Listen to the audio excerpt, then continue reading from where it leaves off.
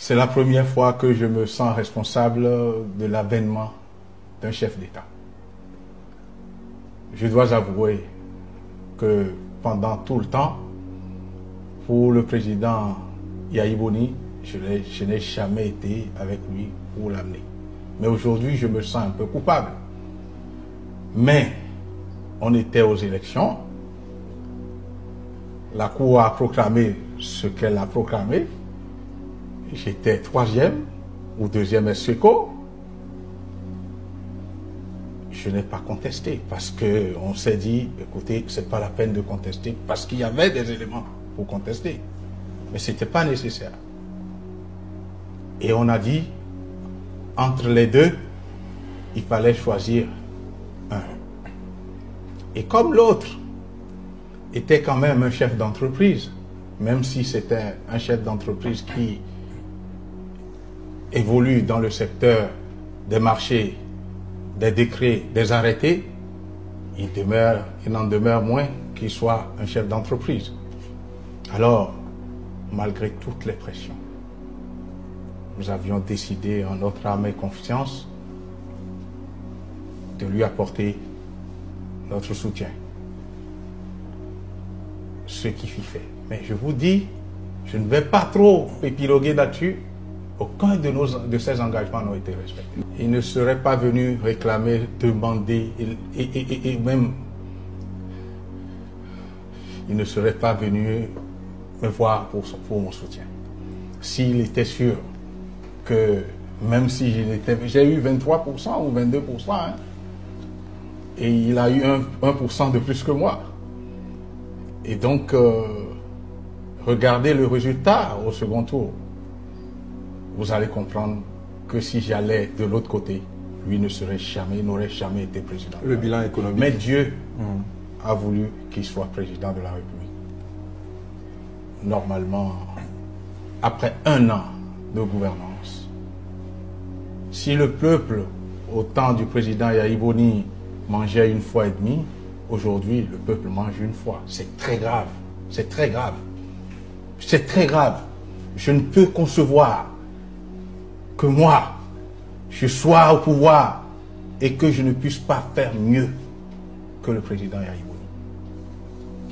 Tout au moins, la première année, nous aurions eu un peuple qui se dise, au moins nous mangeons à notre faim. Et il ne faut pas faire de grosses... C'est pas de grands efforts. C'est juste de réduire les droits et taxes à l'entrée. C'est juste de réduire les droits et taxes. Tenez, le président de la République a dit la dernière fois qu'il faudrait qu'on change. Qu'on change de direction, qu'on change de modèle économique. Mais lui-même, dans la même émission, a dit ça prendra du temps. Alors, quand on dit ça, quand on sait que ça doit prendre du temps, qu'est-ce qu'on fait? On fait d'abord avec ce qu'on a. On l'entretient. En attendant que l'on mette un soi-disant modèle, un autre modèle économique. À savoir la production. La production, ce n'est pas du jour au lendemain. Je dois vous dire, ils ont été dans la production. Ils ont été dans le coton des décennies. Quelles sont les usines qu'ils ont mis en place pour fabriquer les tissus? Oui, justement, parlant du coton, Monsieur le Président, aujourd'hui, la campagne cotonnière 2016-2017 est positive. Le Président de la République l'a dit. On n'est pas loin des 400 000 tonnes, je pense bien. Donc là, 400 000 tonnes. Il y a quand même... On va même dépasser les 400 000 tonnes. Il y a du bon, il y a de l'espoir. Merci beaucoup. Vous voyez, vous avez affaire à quelqu'un qui est un agrégé en économie appliquée. Vous ou qui? Moi, à Sébastien Javon. Lui aussi, il a un expert en économie appliquée. Non, bon, c'est pour ça, moi, on ne me trompe pas. Et je vais éclairer la lanterne de la population. Vous pensez qu'on trompe? Je vais vous éclairer aussi parce que vous pensez déjà qu'il y a de l'espoir. C'est quand même... Ils ont parlé de 400 000 tonnes. Oui. Et c'est des privés qui sont dans un secteur depuis des décennies. Vous prenez un secteur en tant que privé. Si vous ne faites pas mieux que le président Yahya Boni, dans ce secteur dans lequel vous êtes et dans lequel vous avez le monopole. Contrairement à ce que le chef de l'État dit, je n'ai mis un franc. C'est lui et moi qui avions discuté de ça. Pour dire, vous ne devez plus mettre de l'argent dans le coton. Permettez à quiconque qui veut importer les intrants de le faire librement. Comme nous avons plus de 50 entreprises qui opèrent dans notre secteur d'activité. Ça veut dire quoi? Il n'y a pas de décret, il n'y a pas d'arrêté pour dire c'est toi seul qui vas importer. Il n'y en a pas. Je ne vois pas quel est leur mérite. Si on avait permis aux chefs d'entreprise d'importer librement leurs intrants agricoles sur lesquels il n'y a pas de droit de douane, il n'y a pas de droit payé, ça rentre sans payer les droits. Donc, qu'on dise aujourd'hui qu'il y a 400 000 tonnes, qu'est-ce que ces 400 000 tonnes rapportent réellement à l'État? Ça vient relancer l'économie. C'est un emploi qui a été créé. J'en viens. Je dis qu'on cesse de dire on n'a pas mis un franc.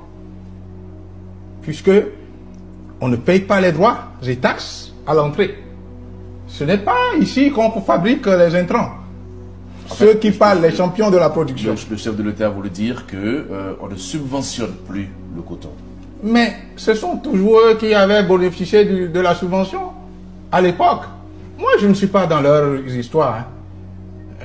Moi, je n'ai jamais fait de marché d'État. Je n'ai jamais fait d'intrants. Hein. Mais ce que je dis,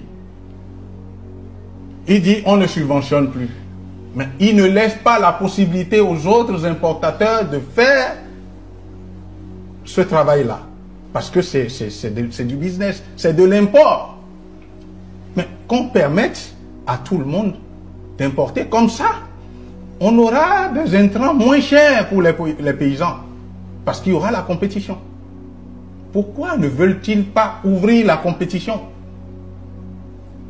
Pourquoi l'État doit fixer le prix du coton? Quel est le rôle de l'État?